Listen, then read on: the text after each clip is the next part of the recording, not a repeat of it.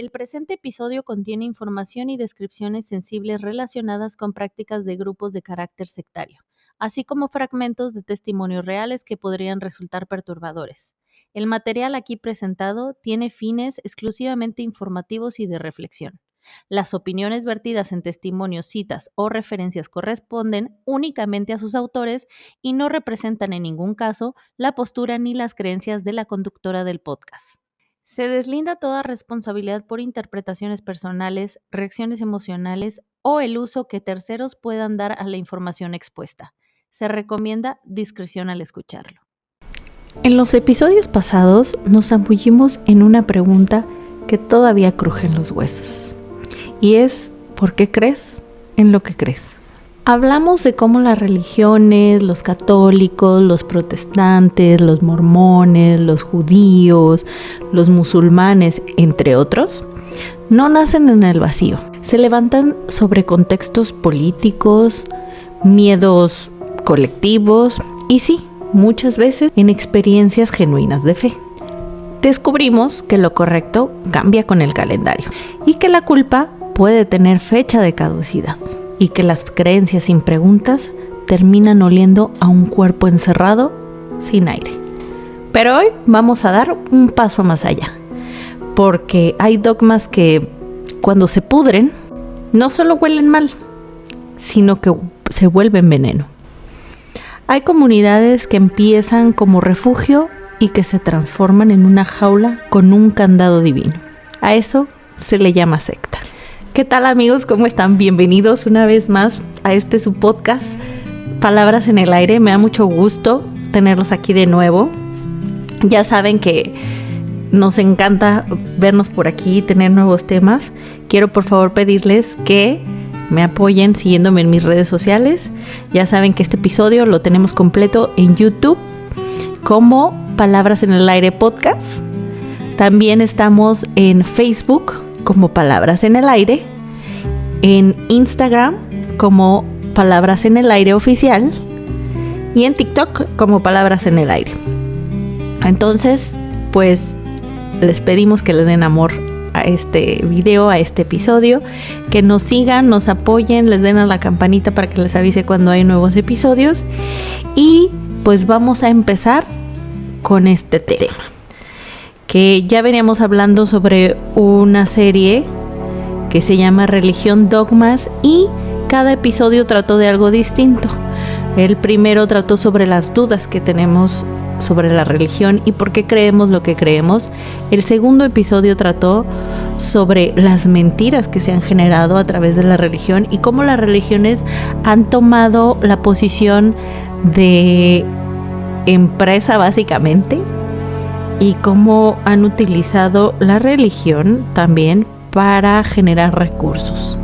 Y cómo han manipulado sus narrativas y sus historias conforme ha ido cambiando la sociedad y los tiempos y las épocas.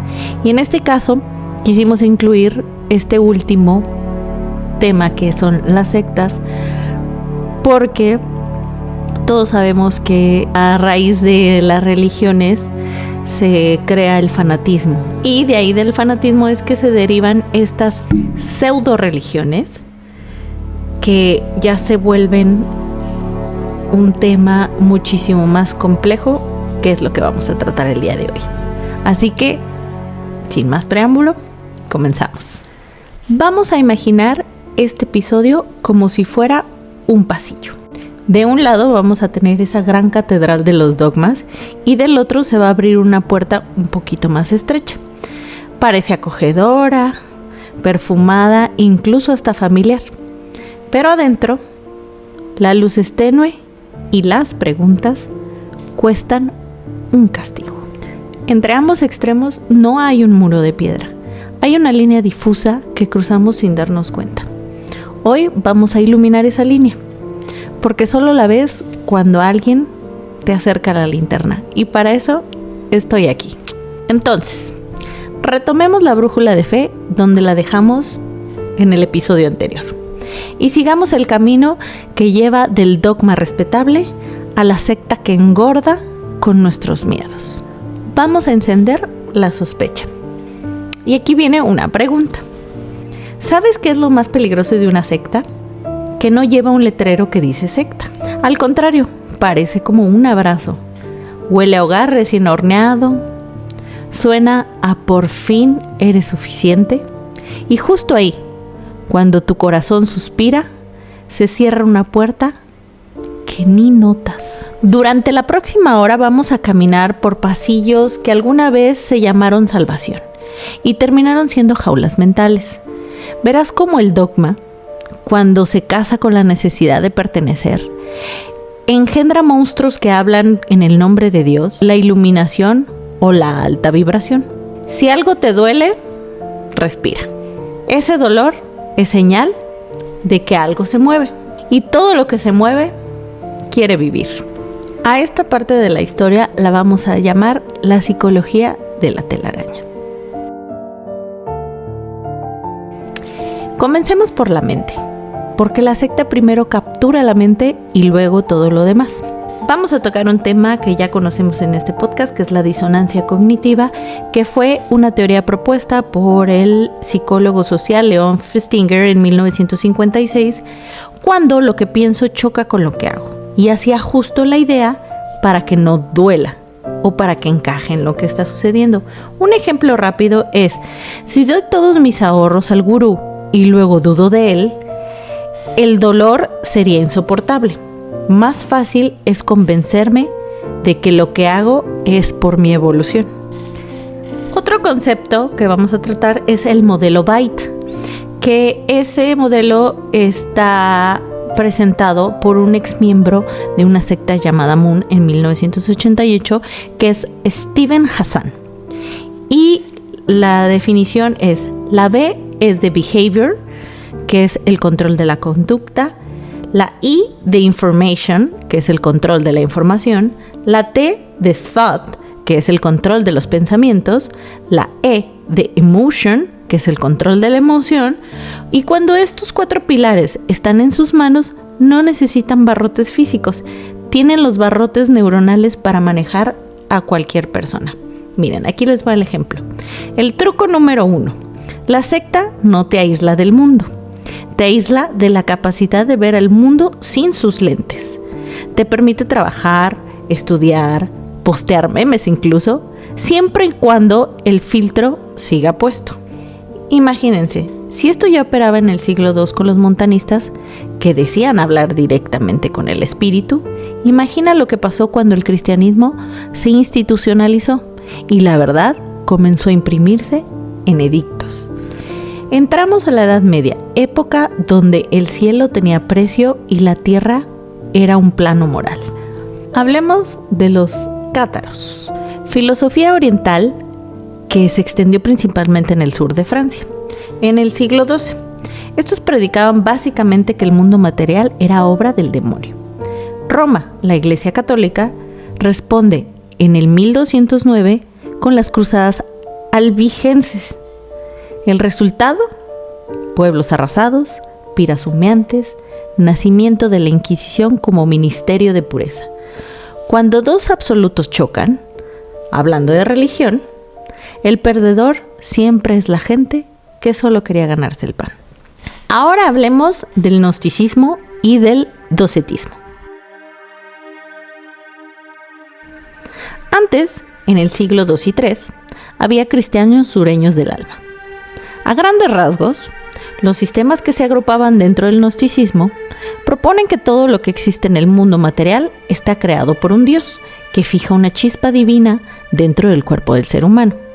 Esta chispa queda atrapada dentro de dicho cuerpo, pero puede ser liberada. Para liberarla es posible recurrir a un grupo de sabios que son los poseedores del gnosis, el conocimiento especial de lo divino. A través de esta liberación, se conseguiría liberar la esencia verdadera del ser humano e identificarla con Dios. Asimismo, se resolvería el problema por excelencia del pensamiento religioso: ¿de dónde viene el mal? Y la Iglesia oficial católica clava la bandera: solo nosotros guardamos la llave, los otros son herejes. Así se dibuja la regla de oro del poder: la verdad revelada. pertenece a quien imprime los pergaminos. Pero la imprenta haría trampa siglos después, cuando un fraile alemán decidió colgar sus 95 hojas en una puerta. ¿Recuerdan a Martín Lutero? Pues lo llamaremos Lutero & Co. En 1517, Martín Lutero clava sus tesis contra las indulgencias. La salvación no se vende. En respuesta, Roma lo excomulga, Alemania arde y nace el protestantismo. Ahora hablemos de una derivación, de los anabaptistas de Münster, en 1534. Fueron una corriente dentro del protestantismo que niega todo valor al sacramento del bautismo conferido a los niños, siendo partidarios de que un bautismo cuando la persona ya sea mayor, para que pueda proceder al verdadero acto de fe que le corresponde, sino al que le eligieron. A su vez, eran partidarios de un comunismo religioso basado en las enseñanzas del Evangelio. Un anacronismo, entendiendo comunismo según las características actuales. Prometen el fin del mundo. Declaran comunismo cristiano, poligamia revelada. Cuando el ejército católico luterano toma la ciudad, cuelgan los cadáveres en jaulas de hierro en la torre. Las jaulas siguen allí, herrumbrosas. Recordatorio de que el fanatismo no respeta bandos. Hablemos ahora de los Shakers. En el siglo XVIII, creen que Cristo regresó en una mujer, Anne Lee, fundadora de sus enseñanzas. El grupo fue conocido por su énfasis en la igualdad social, el celibato y el rechazo del matrimonio, lo cual llevó a su precipitado declive. Resultado lógico: casi sin descendencias, mueren por falta de nuevos fieles, y el dogma contra la biología termina escribiendo su propio epitafio. Ahora hablemos de los Milleritas y su gran chasco en 1844. William Miller anuncia la segunda venida de Jesús para el 22 de octubre de 1843. Miles venden sus granjas. Llega la fecha y ¿qué creen? Silencio. No pasó nada. Al día siguiente nace la reinterpretación. Cristo vino, pero al santuario celestial. Y así, la mente sobrevive al error. Se reescribe la realidad. Y mientras el viejo mundo hacía y deshacía credos, en América brotaba una visión con planchas de oro y ángeles con nombres propios. Ahora hablemos de los mormones y el fundamentalismo. Vamos a hablar de mi personaje favorito religioso, Joseph Smith, en 1830. Afirmaba que un ángel llamado Moroni le entregaba unas planchas de oro en Nueva York, las que traducía con unas piedras videntes en un sombrero. Pues suena como a cuenta de hadas, ¿no? En 1830 fue fundada la Iglesia de Jesucristo de los Santos de los Últimos Días. Crece la ideología. Choca con muchas creencias. Huye de estado en estado, ya que es acusado de sedición y detenido en Illinois, donde había establecido su congregación. Encarcelado en Carthage, Illinois, y una turba asaltó la prisión y lo asesinó. Ciertos aspectos de la doctrina presentadas por Smith ofendían a las confesiones cristianas ya establecidas, y otros, como la poligamia, a sus intentos de establecer una especie de teocracia en una sociedad basada en la libertad religiosa. Resultaban intolerantes para la opinión pública estadounidense. Y la poligamia, un día le llegó a su esposa con la bonita noticia de que había tenido una revelación de que el matrimonio tenía que ser plural. Era una ley divina. Brigham Young, el segundo presidente de la iglesia, institucionaliza la práctica en Utah, que es donde está su sede oficial. Durante su presidencia, tuvo que afrontar múltiples dificultades en el establecimiento de Sion, la Guerra de Utah de 1857.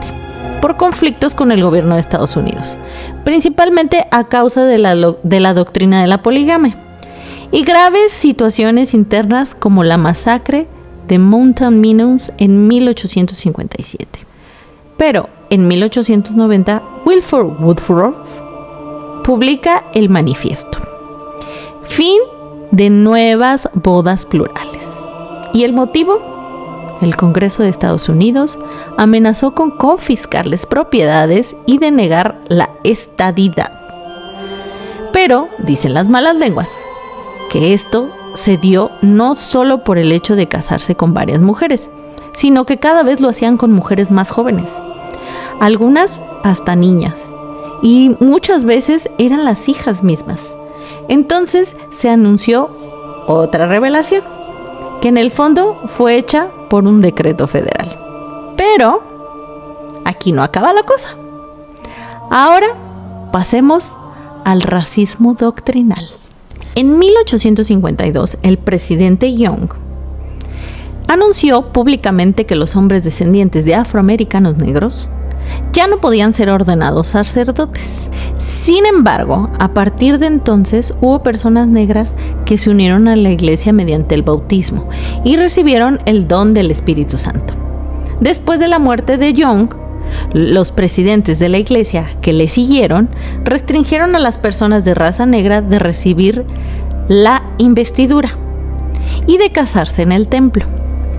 Con el tiempo, los miembros y líderes de la iglesia propusieron muchas teorías para explicar esas restricciones con respecto al sacerdocio y al templo. Ninguna de esas explicaciones se aceptaba en la actualidad como doctrina oficial de la iglesia. Hasta 1978, los hombres negros no podían recibir el sacerdocio mormón. Este año, sacaron su declaración oficial número 2. Revelación. Abrieron la puerta justo cuando el movimiento por los derechos civiles ya era imposible de ignorar en los Estados Unidos. Pero aquí no paró la cosa. Había miembros del LDS que no estaban de acuerdo con estas dos revelaciones divinas.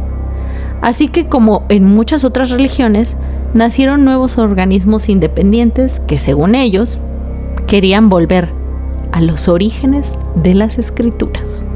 Ahora hablemos de la mutación extrema del FLDS, que es la Iglesia Fundamentalista de Jesucristo de los Santos de los Últimos Días.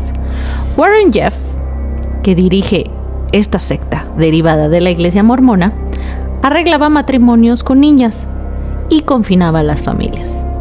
Para este tema más a fondo, les recomiendo una serie de Netflix que se llama Keep Sweet, Pray and Obey, que sería mantente dulce, reza y obedece. Become known that there was a specific handshake that he would give to girls that would then later become his wife. And that day, he shook my hand and he squeezed it 3 times. And it meant I was supposed to marry him. And my dad was so excited.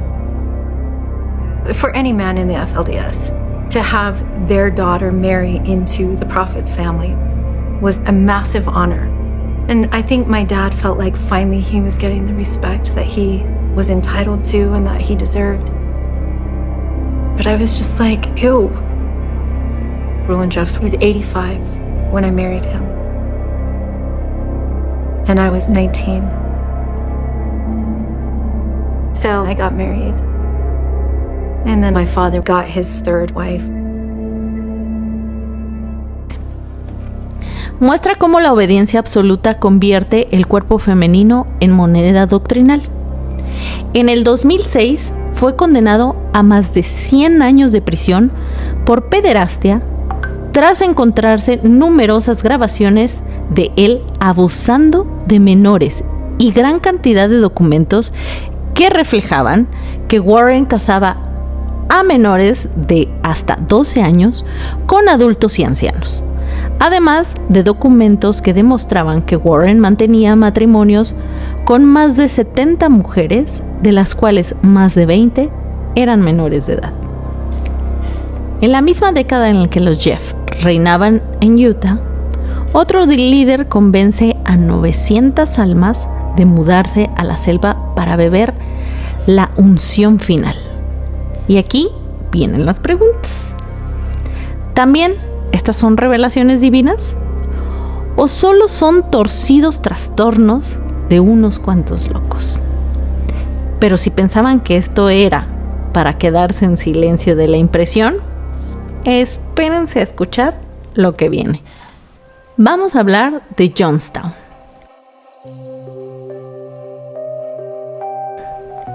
Nombrado el paraíso que sabía veneno. Jim Jones empieza como pastor de integración racial en Indianápolis.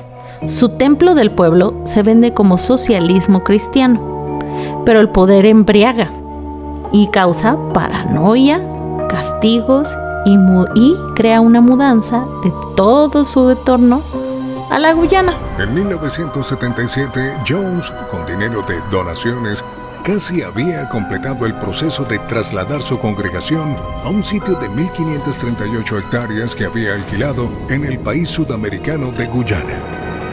Eso fue lo que les dio la sensación de estar en un lugar diferente, como si hubieran muerto y se hubieran ido al cielo. Es hermoso, en realidad nunca había estado tan feliz o tan satisfecho en mi vida, no puedo describirlo. El templo estaba lleno de vida, realmente pletórico de vida, en el mejor sentido de la palabra. ¡Qué rico! Trae la liberación.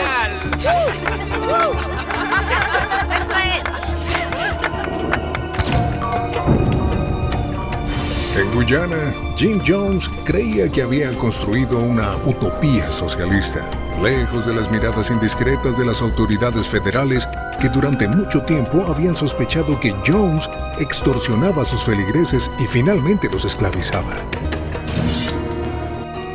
18 de noviembre de 1978. Grabadora captando la voz de Jones. Y decía así: no es suicidio, es un acto revolucionario. Según el documental Índice de Maldad, realizado por Discovery Channel, Tim Carter asegura que no fue un suicidio, sino un homicidio masivo, ya que fue Jim Jones quien obligó a su pueblo a beber e inyectarse cianuro, empezando por los niños, quienes no se habían suicidado, sino que se les dio el cianuro mezclado en alguna bebida. Fueron arrancados de los brazos de sus madres para ponerles una inyección, y a los ancianos. Jones decía que la muerte solo es el tránsito a otro nivel, y esto no es un suicidio, sino un acto revolucionario. Una de sus seguidoras, llamada Christine Miller, se oponía a la muerte, pero la gente comenzó a insultarla violentamente.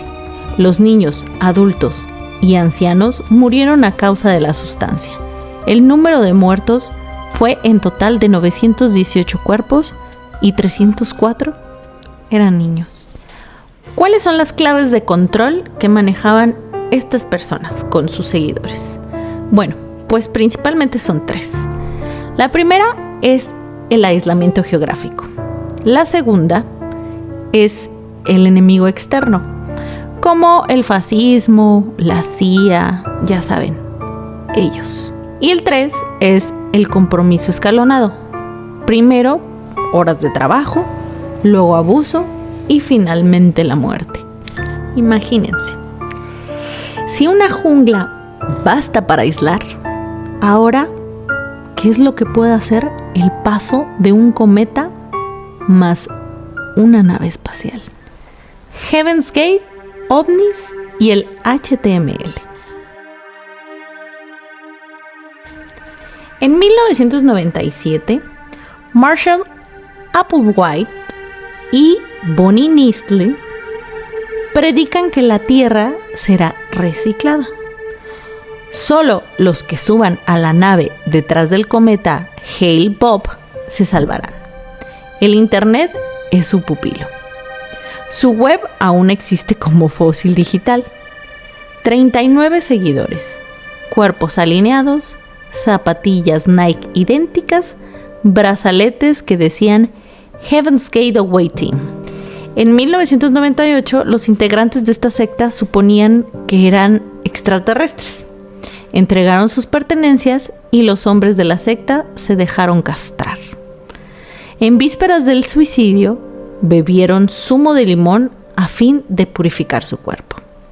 Los 39 cadáveres fueron encontrados el 26 de marzo de 1997 en una localidad del municipio de Rancho Santa Fe, al norte de San Diego, en el estado de California. Sus muertes se debieron a una sobredosis del conocido barbitúrico llamado fenobarbital mezclado con zumo de manzana y vodka. ¿Cuál es la lección? La pantalla amplifica la voz del dogma más rápido que cualquier púlpito medieval. Y ahora, del ovni, vamos a pasar al PowerPoint. Del cielo prometido al éxito vendido por cuotas. Ahora vamos a hablar del NXABM, que fue una secta estadounidense condenada en el 2019, apenas hace unos años, por tráfico sexual, trabajo esclavo y crimen organizado. Se anunciaba como una organización de marketing digital multinivel que ofrecía cursos y seminarios de desarrollo personal y profesional. Keith Raniere, su fundador, se presentaba como el hombre con el IQ más alto del planeta. Lanzaba cursos de éxito ejecutivo a miles de dólares. Dentro de esta secta, un círculo secreto, personajes de mucho poder en México, de acuerdo con la entrevista de la revista Times, que cita testimonios, mujeres han sido utilizadas y literalmente marcadas en la piel con un hierro caliente. Un video revelado el 23 de mayo del 2019 muestra esta situación. Keith Raniere, un gurú de la autoayuda y la motivación personal, creó la organización Programas Ejecutivos de Éxito, ESP por sus siglas en inglés, a través de la cual impartiría talleres de 5 días, por los que cobraba hasta $5,000. 5 años más tarde, fundó NXIVM, con sede en Albany, Nueva York, pero con centros operativos por todo Estados Unidos, México, Canadá y varios países del resto de América. Su estructura se basaba en un esquema de estafa piramidal, en la que además de pagar el curso inicial, a los asistentes se les obligaba a tomar clases adicionales, a mayor precio, y se les incitaba a reclutar a otras personas para poder ascender dentro de rango y así obtener privilegios. Según una denuncia en 2015, Raniere formó una sociedad secreta dentro de NXIVM, llamada DOS, cuyo significado sería amo de las compañeras obedientes, o el voto, donde ya se perfilaba como un culto sexual. El DOS operaba con una veintena de individuos que debían reclutar sus propios esclavos para convertirse en maestros, marcar a las mujeres con sus iniciales y ascender en la organización para aprovecharse de los esclavos de otros integrantes. Además, la condición previa para unirse era aportar ciertas garantías de compromiso, entre las que incluían información comprometida sobre amigos y familiares, fotografías de desnudos y derechos sobre las pertenencias del recluta. Vanguardia era el único hombre en el DOS. El resto eran mujeres que provenían de NXIVM y a las que se convencía para participar en esta dudosa actividad, argumentando que esta era una organización para empoderar a las mujeres y erradicar las debilidades del programa de estudios. Sin embargo, Raniere siempre se situaba en la cúspide de la pirámide, por lo que finalmente todas debían actuar como sus siervas, quienes debían tener relaciones sexuales cuando lo quisiera el Gran Amo, uno de los sobrenombres de Raniere. Se grabó la ceremonia y el documental The Vow en HBO muestra el momento del acontecimiento. Gritos, olor a piel quemada, aplausos de empoderamiento. Y aquí, pues va otra pregunta. ¿Cuáles eran los indicadores claros? Pues promesas de élite espiritual o profesional, jerarquías piramidales opacas y sacrificio físico o sexual como prueba de lealtad. Si todo esto resuena más de lo que quisiéramos, hace falta un mapa para salir corriendo. Y ya saben que aquí nos gustan las preguntas y aquí viene otra. ¿Cómo vamos a romper el hechizo? Aquí te voy a dar un checklist de preservación mental. 1. Pregunta sin miedo. Si cuestionar al líder es pecado, red flag número 1, ya encendió la alarma. Número 2. La verdad que se contrasta. Una idea fuerte sobrevive a Google, bibliotecas y disidentes. Número 3. El vínculo externo. Llama a tu madre, a tu amiga, a quien sea fuera del círculo. La secta odia a los testigos. Y como decimos aquí en México, cuéntaselo a quien más confianza le tengas. Número 4. Ayuda profesional. Psicoterapia, grupos de exmiembros. Recuerda que el trauma no se ora, se sana. Y número 5. El lenguaje propio. Vuelve a usar el yo pienso en vez de el profeta dice. Y eso va a ser la gran diferencia. La fe que no soporta preguntas es tiranía. La espiritualidad que abraza la duda es el camino.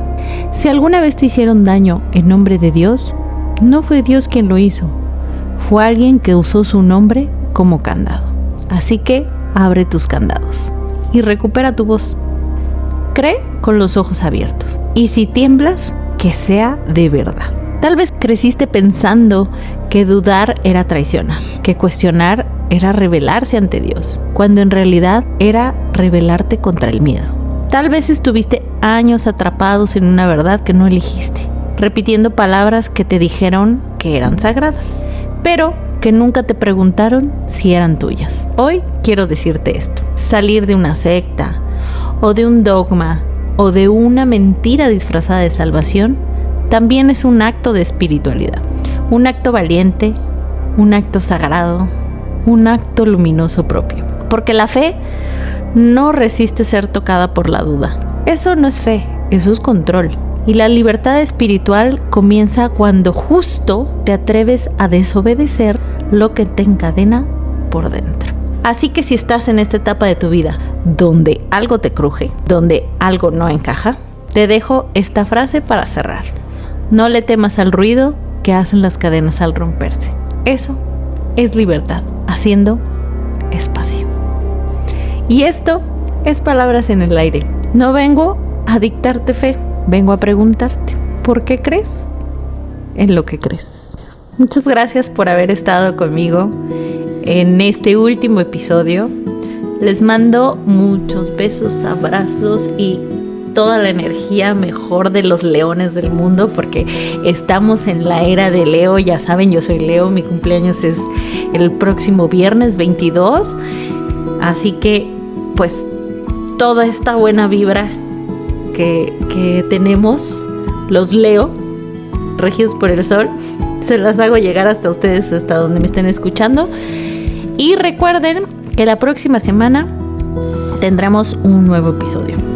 Les voy a dar la premisa. Vamos a retomar el tema del narcisismo, porque gracias a nuestro buen amigo Nodal nos dio tema para hablar, porque lo tenemos. Recuerdan que tengo unos episodios sobre mi relación con el narcisista. Bueno, pues yo al escuchar la entrevista que tuvo con Adela Micha, parece que estaba escuchando mi historia propia.